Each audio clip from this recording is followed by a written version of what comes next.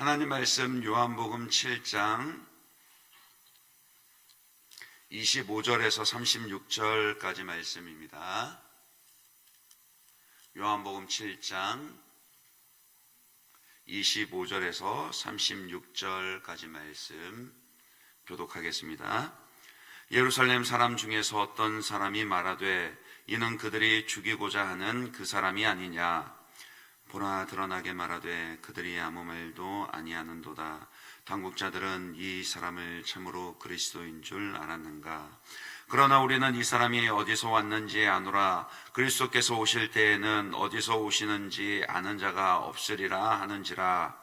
예수께서 성전에서 가르치시며 외쳐 이르시되 너희가 나를 알고 내가 어디서 온 것도 알거니와 내가 스스로 온 것이 아니니라. 나를 보내신 이는 참되시니 너희는 그를 알지 못하나 나는 아노니 이는 내가 그에게서 났고 그가 나를 보내셨음이라 하시니 그들이 예수를 잡고자 하나 손을 대는 자가 없으니 이는 그의 때가 아직 이르지 아니하였음이로라. 무리 중에 많은 사람이 예수를 믿고 말하되 그리스도께서 오실지라도 그 행하실 표적이 이 사람이 행한 것보다 더 많으랴 하니 예수에 대하여 무리가 수군거리는 것이 바리새인들에게 들린지라. 대제사장들과 바리새인들이 그를 잡으려고 아랫사람들을 보내니 예수께서 이르시되 내가 너희와 함께 조금 더 있다가 나를 보내신 이에게로 돌아가겠노라.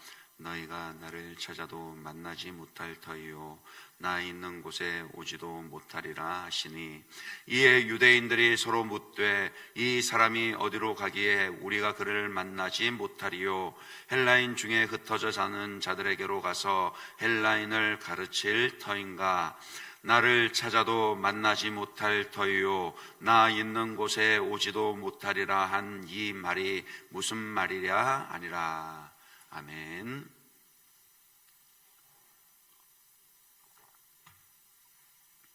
신앙생활 하는 데 있어서 가장 방해가 되는 것은 무엇일까요? 여러분은 여러분의 믿음에 무엇을 가장 큰 장애물로 여기십니까? 여러 가지를 들 수 있을 겁니다. 하지만 그 중에서 결코 빠뜨릴 수 없는 것이 바로 편견일 것입니다. 오늘 본문에 등장하는 이 유대인들요, 당시에 예수님 주변에 있던 사람들에게도 예수님을 향한 이 한 가지 편견에 사로잡혀 있었다라는 거예요. 27절입니다. 그러나 우리는 이 사람이 어디서 왔는지 아노라 그랬습니다. 그러나 그리스도께서 오실 때에는 어디서 오시는지 아는 자가 없으리라 하는지라. 그들은 예수님의 출신을 알고 있었습니다. 그분이 갈릴리 지방 나사렛 출신이며 가난한 목수의 아들이고 일찍 아버지를 여의고 어머니와 동생들을 봉양한 것까지 다 알고 있었습니다.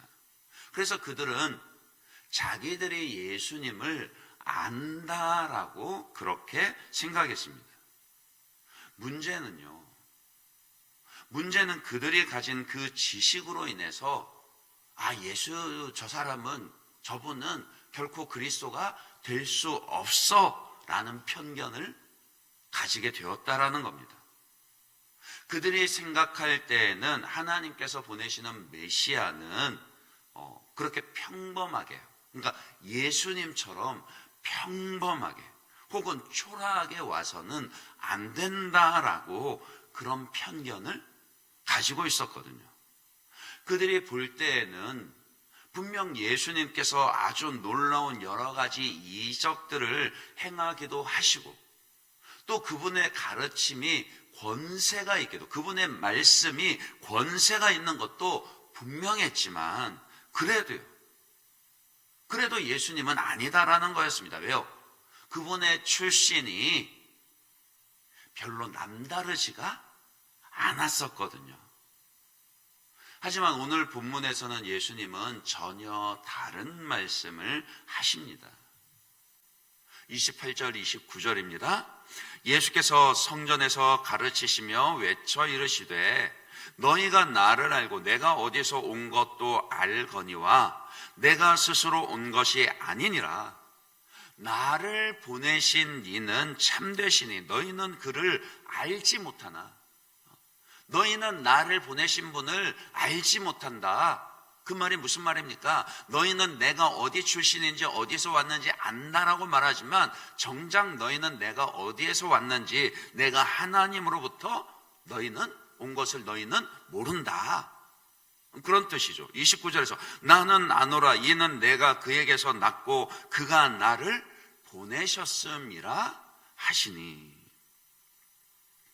사람들은 예수님에 대해서 충분히 알고 있다 그렇게 스스로 말하는데 예수님은 너희는 나를 보내신 분을 알지 못한다 그렇게 말씀하십니다.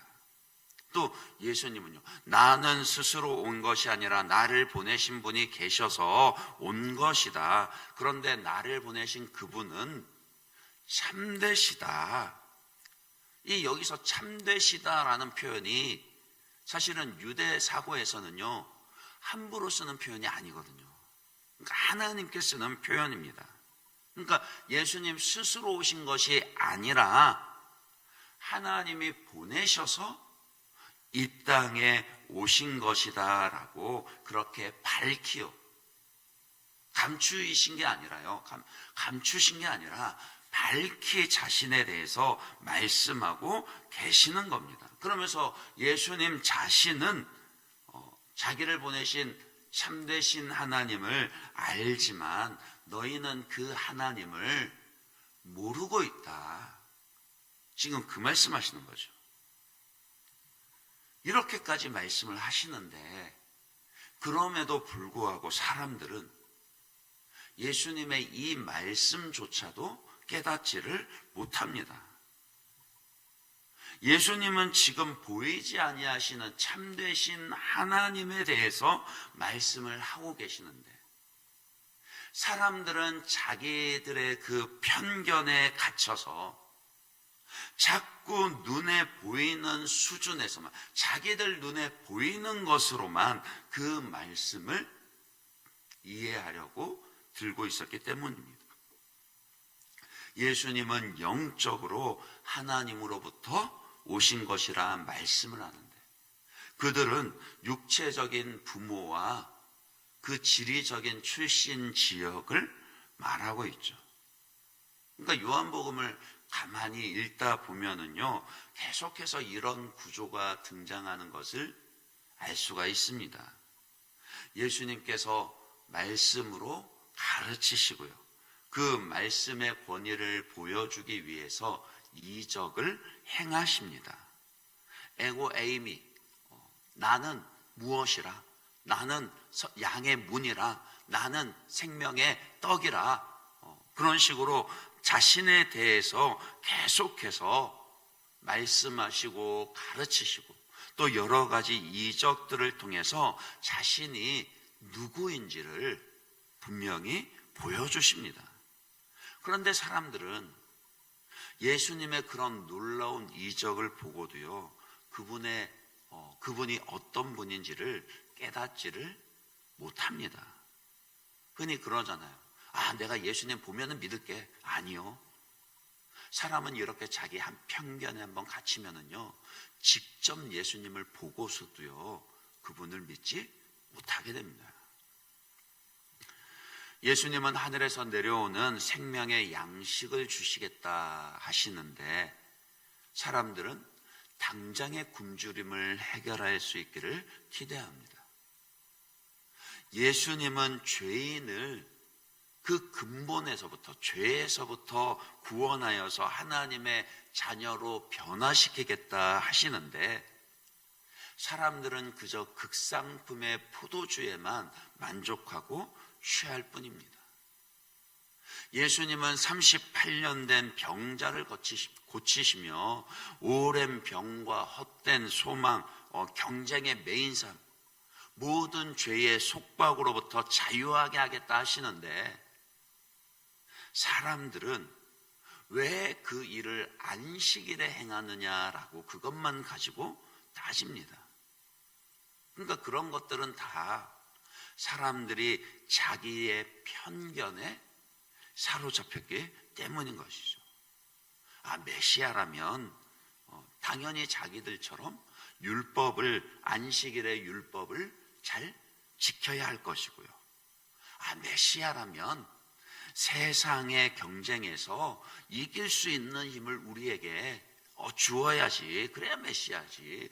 메시아라면 잔치에서 떨어진 포도주를 해결해 주는 것처럼 당장의 이 삶의 결핍과 문제를 해결해 주어야, 그래야 메시아로 믿을만 하지. 육체적인 굶주림과 욕구를 해결해 주어야 한다라고요. 그러니까 자기들 나름대로 그런 메시아 상을 가지고 메시아 상을 정해두고 있었습니다. 그리고는 정말 참되신 메시아신 예수님이 와도요, 자기들이 정한 기준에 맞지 않으면 메시아일 리가 없다라고 그렇게 부정하며 배척한 것이죠. 이런 편견과 또 그에 따른 배척이라는 장애물은요, 어느 시대를 막론하고 예수님을 믿고 따르는 것에 있어서 큰 장애물이 됩니다. 그건 오늘 우리에게도 마찬가지라고요. 제가 저희 집 막내가요, 지 엄마를 대하는 태도 때문에 저한테 이제 한 번씩 혼날 때가 있었거든요. 왜냐면은요, 엄마 나빠, 이 말을 습관처럼 하는 거예요. 제가 볼 때는, 제 3자인 입장에서 제가 볼 때는 아이들이 그 아이들 엄마가 그 막내 편을 들 때가 많습니다. 오히려 누나들보다 막내 편을 더 많이 들어요. 제가 볼 때는요. 그런데 항상 그럴 수는 없는 일이잖아요. 막내라고 해서 무조건 오냐오냐 할 수 있습니까? 아니에요. 분명 막내도 잘못을 했을 때는 혼을 내야 하죠. 그런데 어쩌다, 제가 볼 땐 정말 어쩌다 한번 그러면은요, 엄마는 맨날 누나 편만 들고 엄마 나빠 이러는 거예요. 그러니까 자기 생각에는, 그러니까 지 생각에는요, 엄마는 항상 자기 편이어야 하는데 누나 편 드는 게 싫다는 겁니다. 그러니까 자기 생각과 다른 엄마의 모습은 나쁘다, 이런 모습이 꼭 하나님을 향한 우리의 편견, 우리의 모습과 같지 않냐라는 겁니다. 내 기대와 조금만 달라도 하나님 나쁘다, 그리 생각하지 않냐라는 겁니다. 그래서 칼뱅은요, 인간의 마음은 우상을 만드는 공장과도 같다, 그런 말을 했거든요. 마치 그 광야 시대 율법을 받기 위해서 시내산으로 40일간 그 올라간 모세를 기다리지 못해서 그 금세, 그러니까 모세가 시내산 올라가기 전에 모든 백성들이 하나님께서 시내산에 직접 강림하시는 것을 보았고요, 하나님이 직접 십계명의 율법을 반포하시면서 너희들은 나 외에는 다른 신들을 섬기지 말라, 우상을 만들지 말라 하는 말씀을 직접 들었음에도 불구하고, 그 놀라운 광경을 체험했음에도 불구하고 그 시내산에 올라간 모세를 기다리지 못해서 금세 금송아지 우상을 만들고, 이것이 우리를 구원하여 낸 여호와 하나님이다, 그 말했던 이스라엘 백성들처럼요. 이 시대에도요, 하나님을 왜곡하는 우상을 만들고는 합니다. 눈에 보이는 금송아지 우상은 아니다 할지라도요, 하나님이라면 당연히 나한테 이렇게 해주셔야지. 내가 이 정도 예수 믿으면 하나님도 나한테는 이렇게 해주셔야지. 이런 편견이요. 성경 그대로의 하나님이 아니라 내 마음에만 딱 들어맞는 그런 모습으로 하나님을 왜곡하게 만들어버립니다. 아무래도 그렇게 왜곡된 하나님은 나에게 위로와 복을 줄지언정 부담스러운 짐을 지우시거나 죄를 지적하는 그런 모습은 아니죠.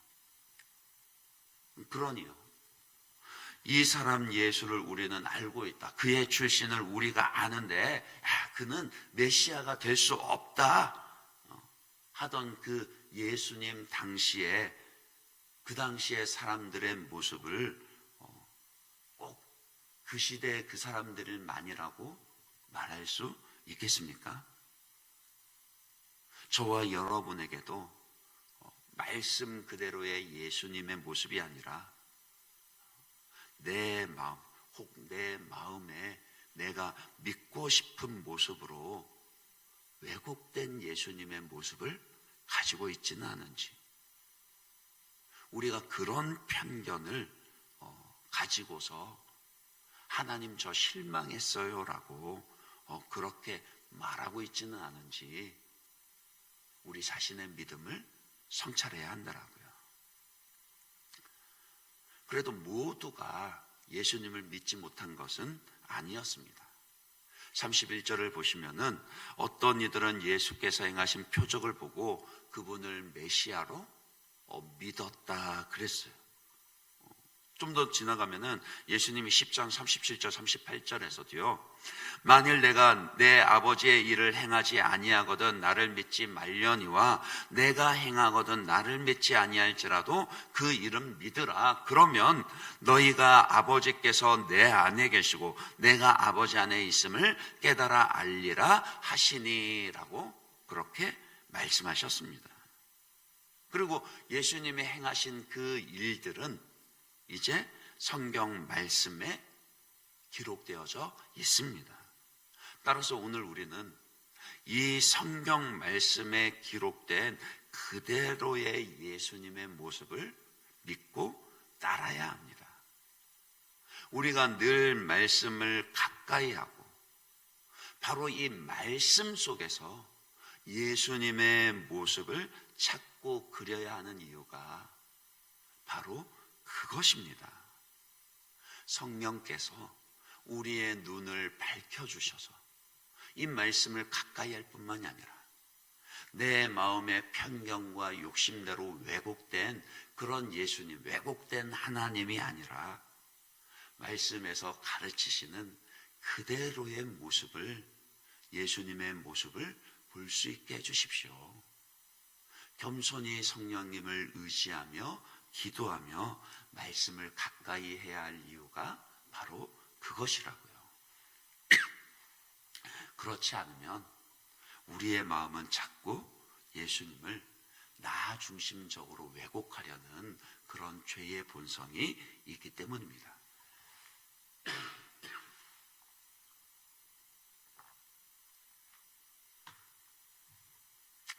매일 말씀을 읽고 묵상하신 분은요, 성경 말씀에서 예수님을 찾으시고 그 예수님과 기도함으로 교제하시고 동행하는 그 은혜가 있으시기를, 그래야 날마다 예수 그리스도의 장성한 분량에까지 자라갈 수 있도록 있는 그대로의 온전히 예수님을 기쁘시게 해드리는 그런 저와 여러분들 되시기를 주님의 이름으로 축원합니다.